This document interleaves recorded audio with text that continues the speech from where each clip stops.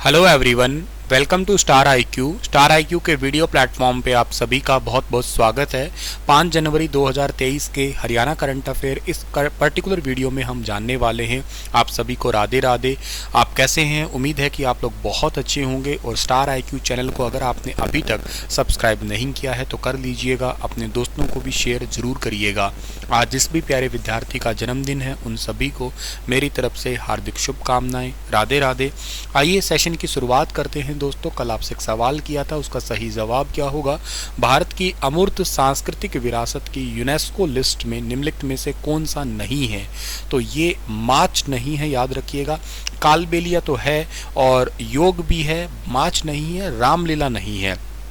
मार्च भारतीय राज्य मध्य प्रदेश के मालवा क्षेत्र से एक लोक थिएटर का एक रूप है।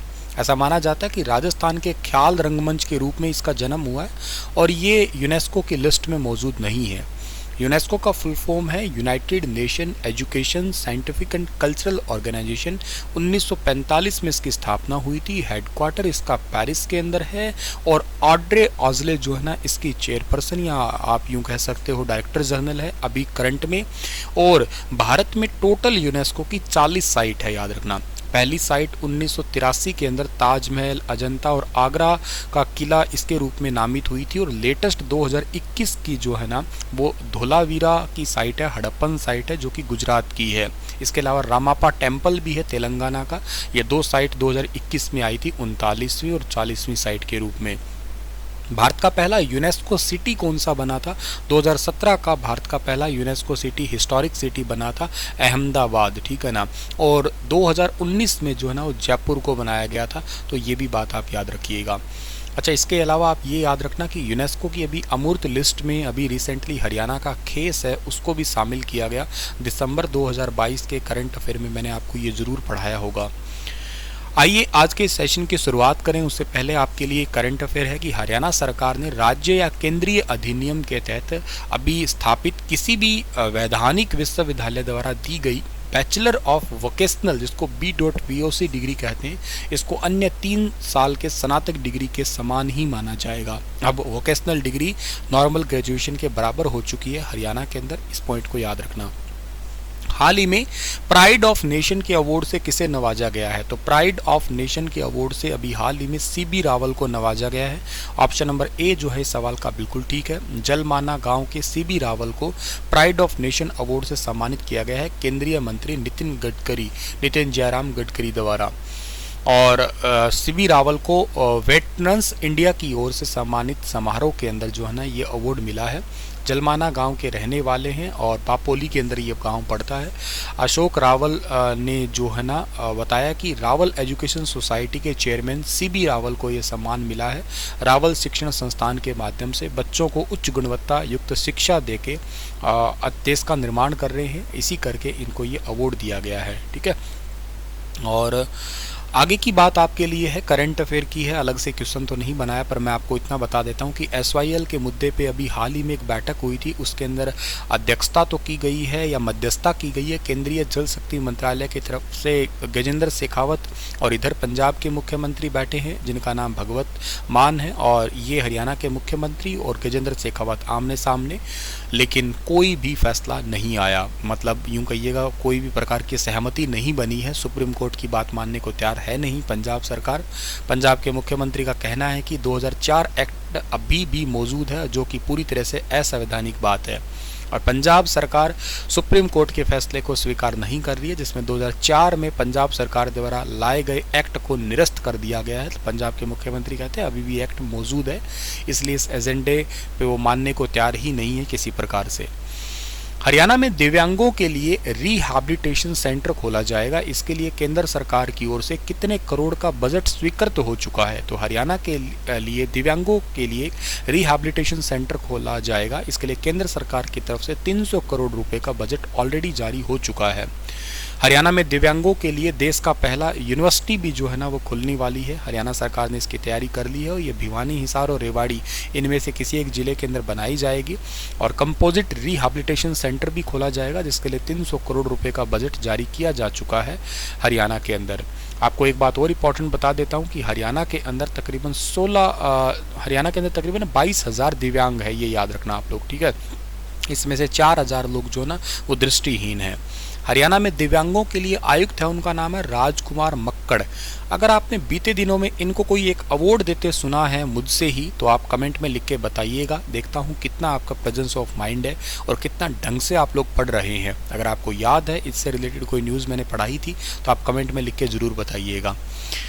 नेक्स्ट सवाल है कि हरियाणा सरकार किस नदी का पानी बाजार में लॉन्च करेगी। तो हरियाणा सरकार सरस्वती नदी का पानी जो है ना बाजार में लॉन्च करेगी। ऑप्शन नंबर सी जो है इस सवाल का बिल्कुल ठीक है।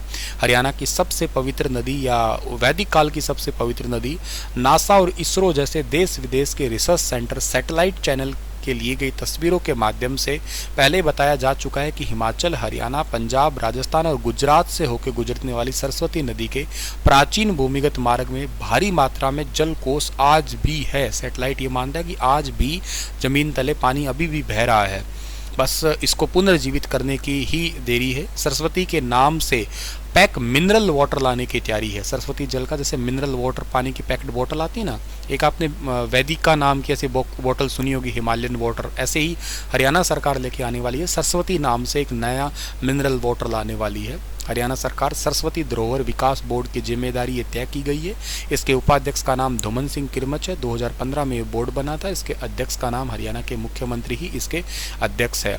बड़े ब्रांड के अलावा गंगा और अन्य नदियों के नाम से पानी पहले ही बाजार में है, जैसे मैंने अभी बताया है आप लोगों को। ब्रांड इन्होंने, ठीक है ना, जैसे बिस्लरी एक ब्रांड है, उनमें से आपके आगे पता ही है। और इसके अलावा मैं आपको एक बहुत इंपॉर्टेंट सी बात बताता हूँ कि हरियाणा के अंदर एक व्यक्ति रहे हैं स्वर्गीय दर्शन लाल जैन। इनका हाल ही में देहांत हुआ था। इनको भारत सरकार की तरफ से पद्म भूषण अवार्ड भी मिल चुका है, अगर आपको याद हो तो। रामनाथ कोविंद जी ने दिया था। इन्होंने ही सरस्वती नदी को पुनर्जीवित करने की कोशिश की थी, ये याद हो तो आपको, ठीक है। और 2 लैब और एजेंसियों से भी संपर्क इसके लिए साधा जाएगा। हरियाणा सिंचाई विभाग के कार्यकारी इंजीनियर है नितिन कुमार के अनुसार सरस्वती की भूमिगत जल और पहाड़ी जल का इस्तेमाल पैक्ड ड्रिंकिंग वाटर के रूप में हो, इसके लिए 2 लैब एजेंसियों से संपर्क साधा जाएगा ताकि पैक्ड बोतल को ठीक ढंग से पानी पैक करके लोगों तक पहुँचाया जा सके। कौन सा राज्य हरियाणा के मुकदमेबाजी प्रबंधन प्रणाली को अपने यहाँ लागू कर रहा है? मुकदमेबाजी प्रबंधन प्रणाली को लागू कर रहा है उत्तर प्रदेश, यानी कि ऑप्शन नंबर ए जो है इस सवाल का बिल्कुल ठीक रहेगा।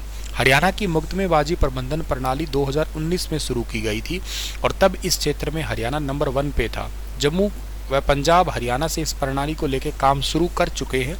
यूपी भी इसे लागू करने वाली है। उत्तर प्रदेश में सफलतापूर्वक इस प्रणाली को जो ना लेके एडवोकेट जनरल और उप महाधिवक्ता और इस जिनका साइंटिस्ट अमित कुमार जो है ना वो ट्रेनिंग देने लखनऊ गए हैं। अभी हाल ही में हरियाणा के हैं ये, ठीक है ना, अमित कुमार ये ट्रेनिंग देने के लिए लखनऊ गए हैं। उत्तर प्रदेश सरकार इसे जल्द ही लागू कर देगी। मुख्यमंत्री जी ने 6 जनवरी 2019 को विभाग, निगम, बोर्ड और अन्य राज्य निकायों से संबंधित मामले की स्थिति की निगरानी के लिए सरकार के द्वारा डिजाइन की गई थी मुकदमेबाजी प्रबंधन प्रणाली, जिससे भ्रष्टाचार कम से कम हो, इन सभी डिपार्टमेंट की मॉनिटरिंग प्रॉपर तरीके से की जा सके। चीफ सेक्रेटरी उत्तर प्रदेश की अध्यक्षता में हुई बैठक में हिम्मत सिंह और अमित कुमार ने इसके बारे में विस्तार से जानकारी दी है। इसी के साथ ये इंपॉर्टेंट सा सेशन है वो वाइंड अप करता हूँ और आपके लिए क्वेश्चन छोड़ के जा रहा हूँ कि हरियाणा 2023 को किस रूप में मना रहा है। विस्तार से बताना 2020, 21, 22, 23 ये पूरी बातें जितनी बातें आपको डिटेल से मैंने पढ़ा रखी है सब बातें बतानी है आपको। राधे राधे आप सभी को। मिलता हूँ आप लोगों को कल सुबह के 5 बजे के सेशन में। तब तक के लिए अपना ख्याल रखना। और हाँ, नेशनल करंट अफेयर की आपकी शिकायतें आ रही है बहुत ज़्यादा। कल से आप लोगों को प्रॉपर नेशनल करंट अफेयर देना स्टार्ट कर दूंगा और जो 1 तारीख से लेके और 5 तारीख तक के इकट्ठे करंट अफेयर जो है ना वो भी आपको एक मज़ वीडियो में दे दूंगा। और इसके अलावा रेगुलरली 6 बजे आपको नेशनल करंट अफेयर मिलने स्टार्ट हो जाएंगे। किसी काम में बिजी होने के चलते मैं आप लोगों को एक करंट अफेयर नहीं दे पा रहा था। कल से प्रॉपर मिलने स्टार्ट हो जाएंगे आपको, ठीक है। राधे राधे सभी को।